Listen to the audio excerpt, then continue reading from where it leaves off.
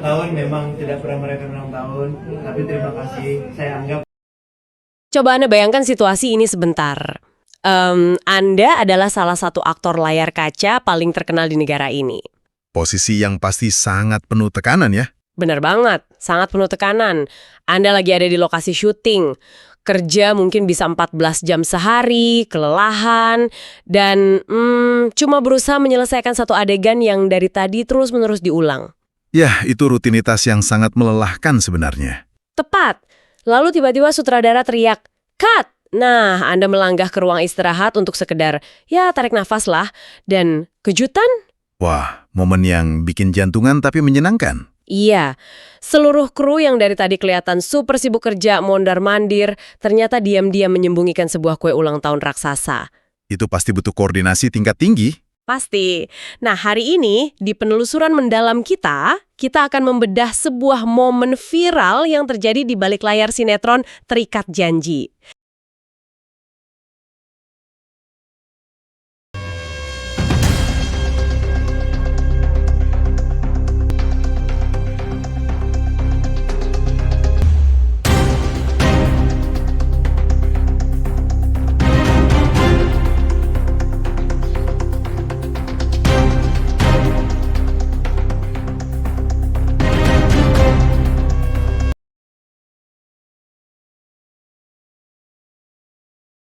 Misi utama dari diskusi kita kali ini adalah melihat bagaimana sebuah kejutan ulang tahun yang simple untuk Arya Saloka ternyata bisa membongkar realitas sesungguhnya di lokasi syuting. Dan tidak cuma itu.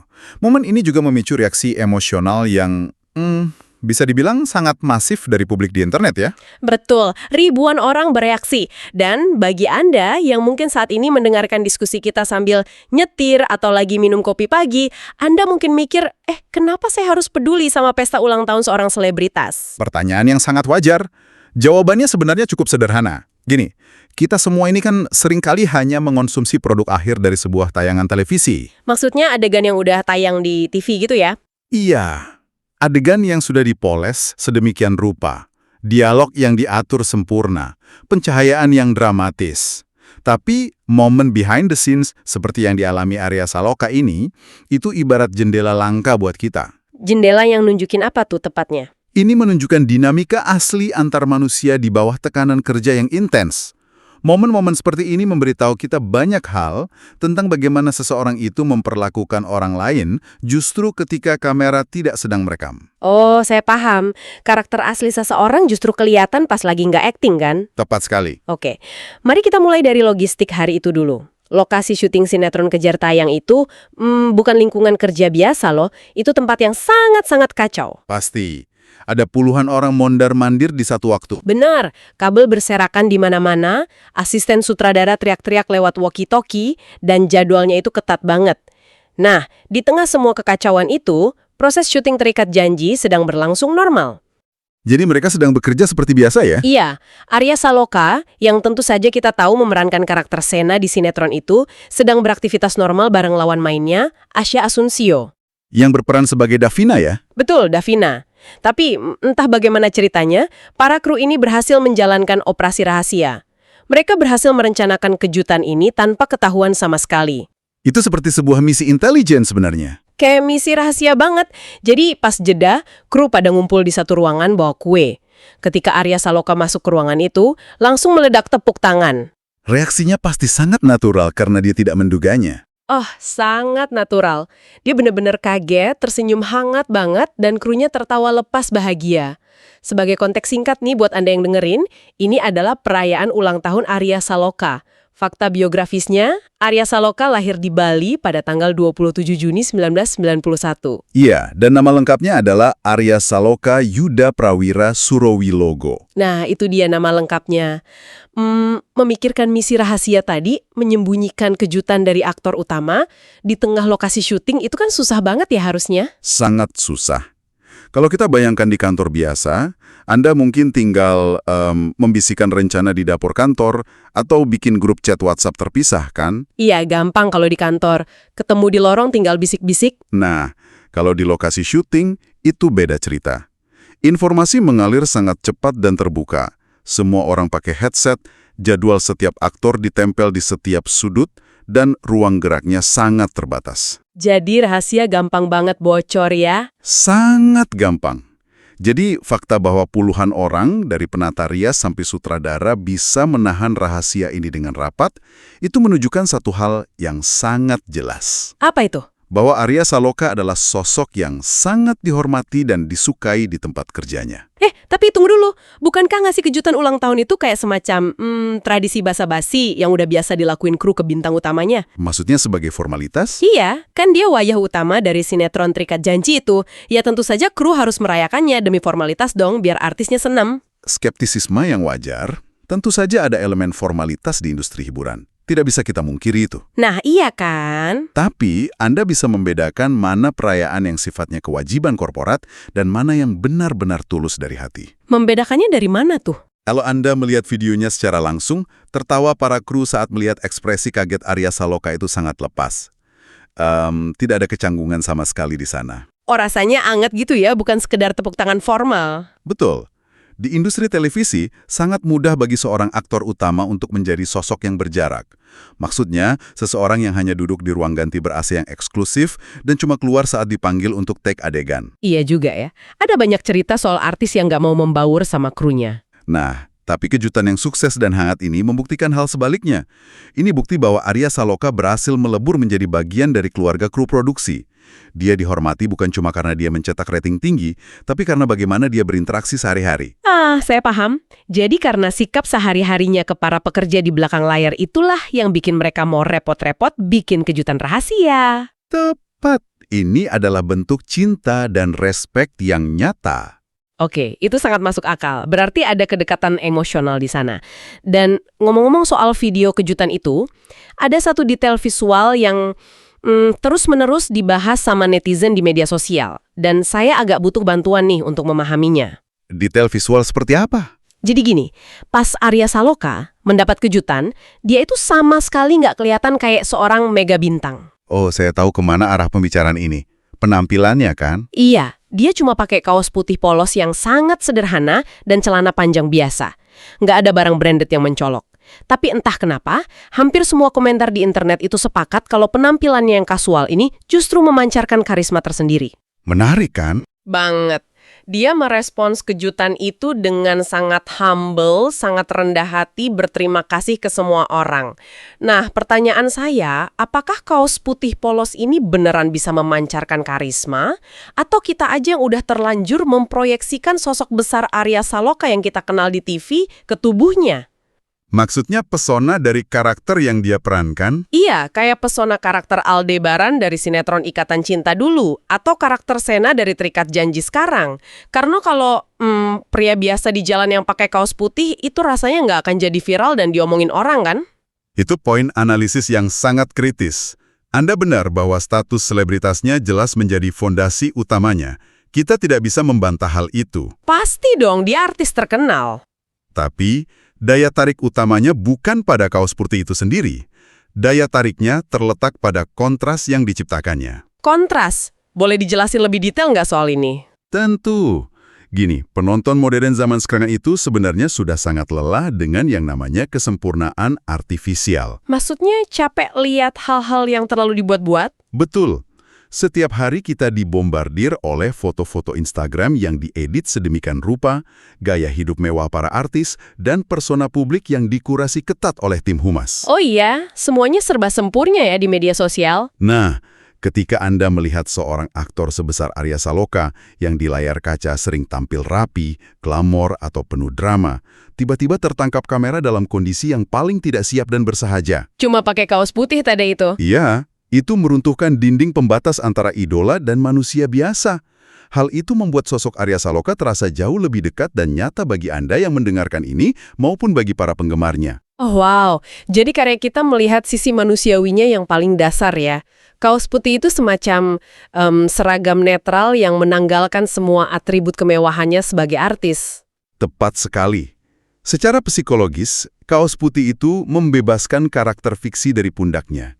Di momen itu, dia bukan lagi Aldebaran yang dingin dan kaya raya, atau Sena yang hidupnya penuh konflik.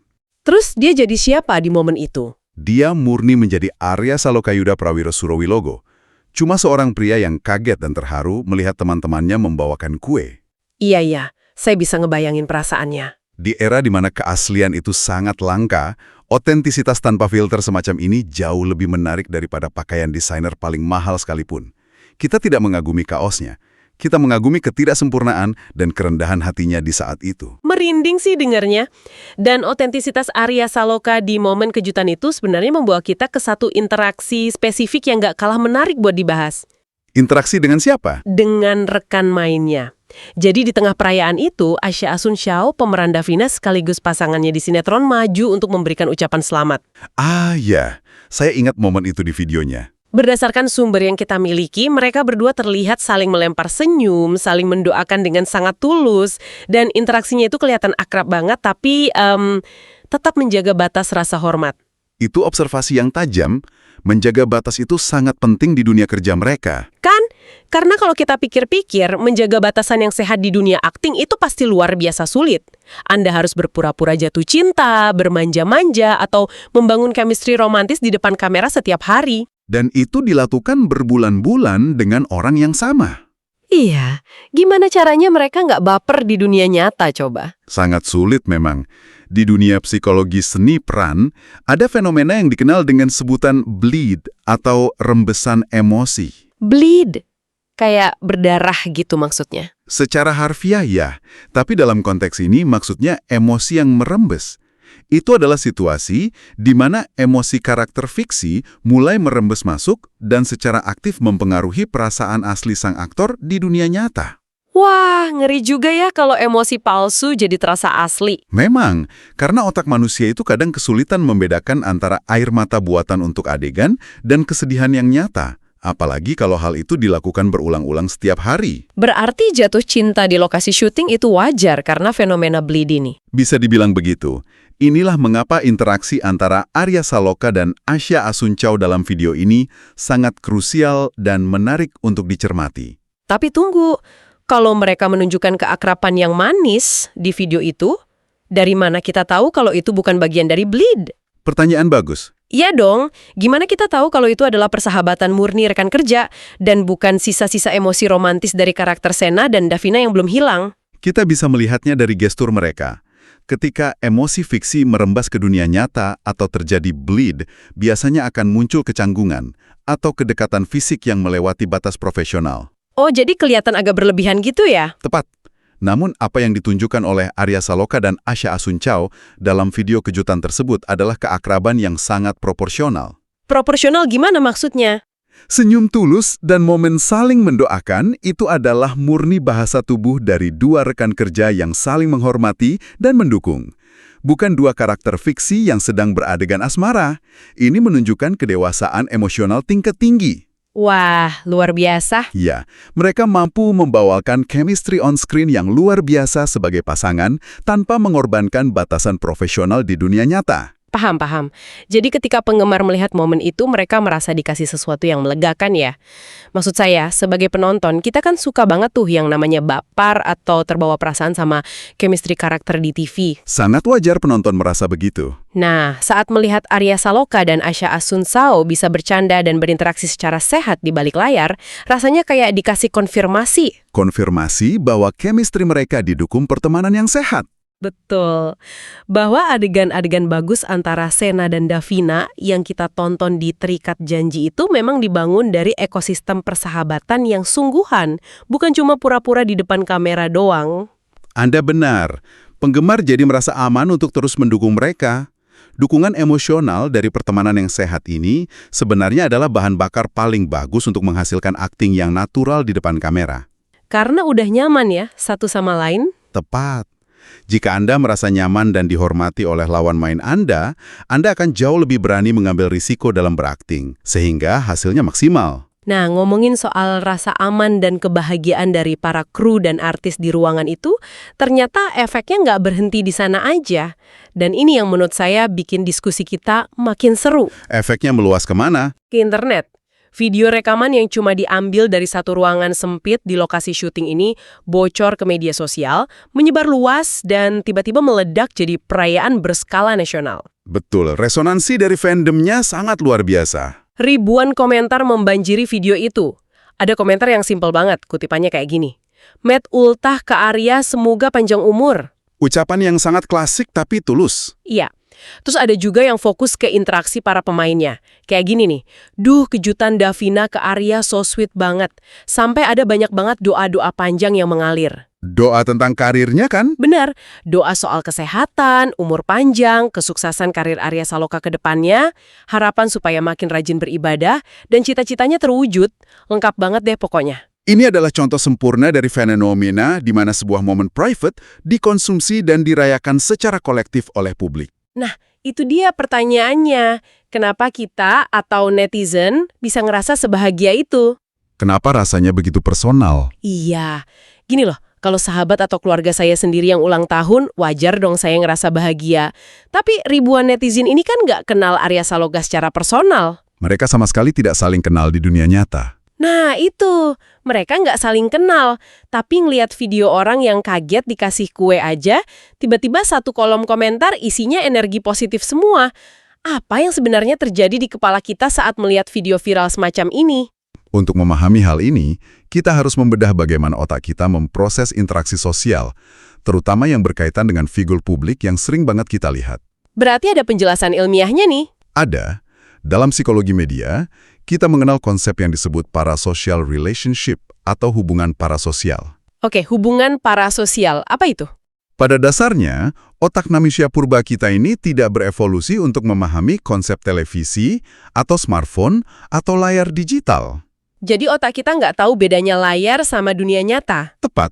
Jadi, ketika Anda melihat wajah Arya Saloka di layar ruang tamu Anda setiap malam lewat sinetron, otak Anda secara otomatis mulai mendaftarkannya sebagai bagian dari lingkungan sosial Anda. Hah? Sesederhana itu? Sesederhana itu proses bawah sadarnya. Walaupun logika Anda tahu pasti kalau Anda tidak mengenalnya, tapi secara emosional, otak Anda merasa sosok Arya Saloka ini adalah orang yang sangat familiar. Oh, kayak tetangga yang tiap pagi kita sapa pas lagi nyapu halaman gitu? Persis. Atau mungkin seperti pelayan kafe langganan yang udah hafal pesanan kopi Anda tanpa perlu Anda sebutkan lagi.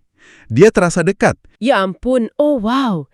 Jadi secara nggak sadar, saat netizen nonton video kejutan itu, otak mereka ngerasa lagi ikut merayakan ulang tahun teman satu circle. Persis seperti itu. Dan fenomena ini menjadi semakin kuat karena emosi kebahagiaan itu sifatnya sangat menular. Bener banget, kebahagiaan itu nular. Dalam video viral tersebut, penggemar kan tidak hanya melihat Arya Saloka merayakan ulang tahun sendirian. Mereka melihatnya dicintai oleh orang-orang di sekitarnya. Kru yang ketawa, lawan main yang senyum. Iya, saat kita melihat ada ketulusan di sana, kita mengalami yang namanya resonansi emosional.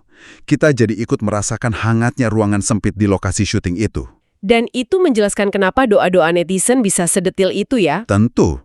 Komentar-komentar yang mendoakan agar ia semakin rajin beribadah, kesehatannya terjaga, itu membuktikan satu hal penting. Apa itu? Bahwa penggemar memandangnya jauh lebih dalam dari sekedar objek hiburan di TV. Mereka memandangnya sebagai manusia seutuhnya, sosok nyata yang pantas mendapatkan hal-hal baik dalam hidupnya. Berarti ini bukan lagi sekedar soal merayakan umum seorang aktor ya? Bukan. Ini melampaui hal itu. Ini lebih seperti orang-orang di internet itu butuh momen untuk memvalidasi bahwa kebaikan itu masih ada ketika mereka melihat Arya Saloka bersikap rendah hati pakai kaos putihnya dan krunya sangat peduli padanya, netizen merasa terhubung secara emosional dengan nilai-nilai kebaikan itu. Anda menyimpulkannya dengan sangat indah, tepat sekali. Karena internet kadang sumpek banget kan isinya. Betul. Di tengah dunia maya yang seringkali penuh dengan perdebatan keras, berita negatif, atau konten sensasional yang cuma memicu amarah, melihat sebuah video kejutan yang tulus ini terasa seperti sebuah oase. Dan komentar positif itu sejatinya adalah perayaan atas rasa kekeluargaan dan dedikasi. Penggemar ikut merasa bahagia karena mereka melihat bukti nyata. Bukti bahwa ketika seseorang, dalam hal ini Arya Saloka, bersikap baik dan bekerja keras, maka alam semesta akan merespons. Lewat rekan-rekan kerjanya itu ya? Ya, alam semesta melalui rekan kerjanya membalas kebaikan tersebut dengan ketulusan yang sama. Ya ampun, itu sudut pandang yang sangat-sangat melegakan untuk didengar. Dan tanpa terasa ya, kita udah membedah satu video kejutan ulang tahun yang durasinya mungkin cuma beberapa detik ini menjadi sebuah pemahaman yang luar biasa luas. Sangat padat materinya hari ini. Mulai dari susahnya ngatur logistik operasi rahasia di lokasi syuting yang super sibuk, terus bagaimana kaos putih biasa bisa membongkar otentisitas seseorang di balik status keartisannya. Dan jangan lupa soal batasan profesional tadi. Oh iya, cara Arya Saloka dan Asya Asunsio menavigasi batasan profesional tanpa terjebak fenomena bleed emosional.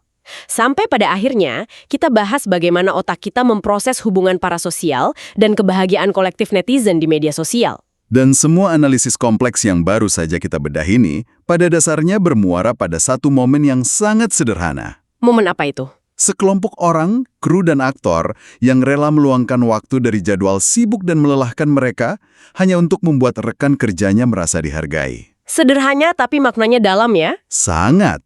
Ini membuktikan bahwa seringkali apa yang tidak tertulis dalam naskah skenario sutradara justru menceritakan kisah yang jauh lebih bermakna daripada adegan fiksi manapun di TV. Saya sangat setuju dengan hal itu. Dan ini membawa kita pada kalimat hikmah atau kesimpulan dari penelusuran mendalam kita kali ini.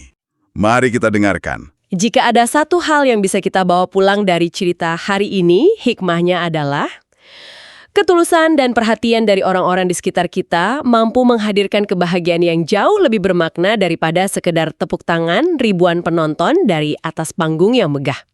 Kesimpulan yang sangat kuat. Momen yang dialami Arya Saloka ini menjadi bukti dan pengingat yang nyata bahwa menjadi pribadi yang baik, membumi, dan menghargai orang lain di belakang layar adalah kunci sejati untuk benar-benar dicintai. Bukan hanya oleh rekan kerja di sebelah Anda, tapi juga oleh halayak luas yang merasakannya tembus melalui layar kaca. Karena pada akhirnya, popularitas sebuah sinetron yang ratingnya tinggi atau ketampanan seorang aktor di depan kamera itu bisa saja pudar seiring berjalannya waktu. Pasti akan terganti yang lebih muda ya. Betul, tapi warisan karakter tentang bagaimana cara Anda memperlakukan sesama rekan kerja di tengah tekanan yang paling berat sekalipun, itulah yang akan terus membekas dan selalu diingat oleh orang-orang di sekeliling Anda. Luar biasa. Sebuah eksplorasi yang sangat menyentuh hati. Nah, setelah membedah semuanya, kami ingin melemparkan diskusi ini kepada Anda yang saat ini sedang mendengarkan. Ya, giliran Anda sekarang. Bagaimana menurut Anda, sahabat motivasi David? Apakah melihat kejutan tulus untuk Arya Saloka ini membuat Anda ikut tersenyum? Atau bahkan ikut terharu? Mungkin ada yang pernah punya pengalaman serupa. Betul. Kalau Anda pernah merasakan kebahagiaan saat melihat idola Anda mendapatkan momen yang sesungguhnya di luar skenario, ceritakan pengalaman Anda. Tuliskan juga doa-doa terbaik Anda di kolom komentar di bawah. Jangan ragu untuk berbagi pandangan. Bagaimana kita mengupas tuntas realitas di balik layar hari ini, jangan lupa tekan tombol like, berikan komen Anda, share video ini, dan subscribe channel Motivasi David. Agar tidak ketinggalan materi berikutnya. Tepat sekali, dan aktifkan juga lonceng notifikasinya supaya Anda selalu menjadi orang pertama yang mendapatkan penelusuran mendalam dan cerita inspiratif kita selanjutnya.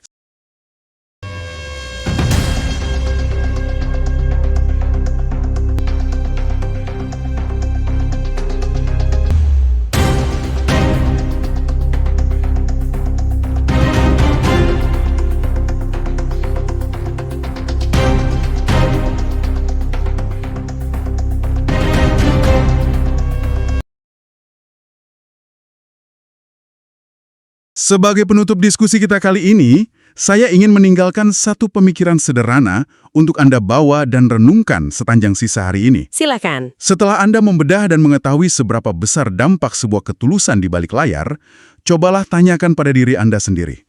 Apakah momen-momen kecil yang bocor dari dunia nyata ini telah mengubah cara Anda memandang, menilai, dan menghargai karya seorang aktor di depan layar? Pertanyaan yang bikin mikir banget nih. Apakah Anda masih bisa melihat adegan fiksi dengan cara yang sama setelah mengetahui realitas manusianya? Terima kasih banyak sudah mendengarkan, dan sampai jumpa di eksplorasi materi kita yang berikutnya.